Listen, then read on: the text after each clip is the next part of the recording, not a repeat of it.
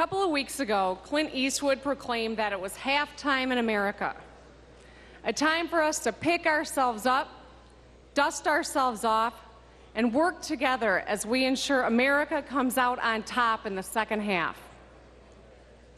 He said, "This country can't be knocked down with one punch. We get right back up again, and when we do, the world is going to hear the roar of our engines." I think we can say that the second half has officially begun, because this morning we heard, the world heard, that Detroit's engines are roaring loudly as GM announced that 2011 ended with a record profit of $7.6 billion.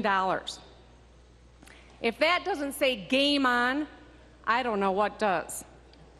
Unfortunately, some people still refuse to acknowledge the fact that the success of GM is not just a success for the company and for its workers, but it's a triumph for Michigan, for our country. Mitt Romney continues to attack the investment that America made in our future when former President Bush and President Barack Obama stood up for Detroit's Big Three. Instead of record profits the company is now seeing, and instead of $7,000 for each of GM's workers that they will take home and invest right in our economy, Romney would have rather the company simply faded into history. If it's truly halftime in America, apparently Governor Romney's pep talk would have been, "We can't win, let's bet on the other team, sell off the assets and make some money." What's even more shocking is that on the very day that GM announces this great news, our own governor, Rick Snyder, endorses the man who so famously quipped, "Let Detroit go bankrupt." Is that the type of leadership Governor Snyder is so anxious to see in the White House?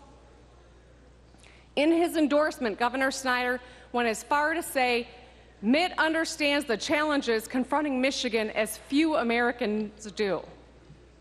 Well, that may actually be true, because very few Americans would say the solution to Michigan's problems is to destroy its largest industry, as Governor Romney advocated. Today should be a day for Michigan to celebrate, but instead we have our own governor politicizing it by endorsing a man who wanted to throw the towel in on Michigan. Mitt may have been born in Detroit, but his heart was outsourced to Wall Street.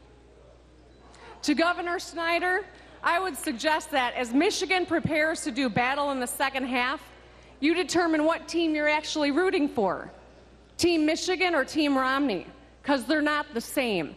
Thank you, and I ask that my comments be printed in the Journal.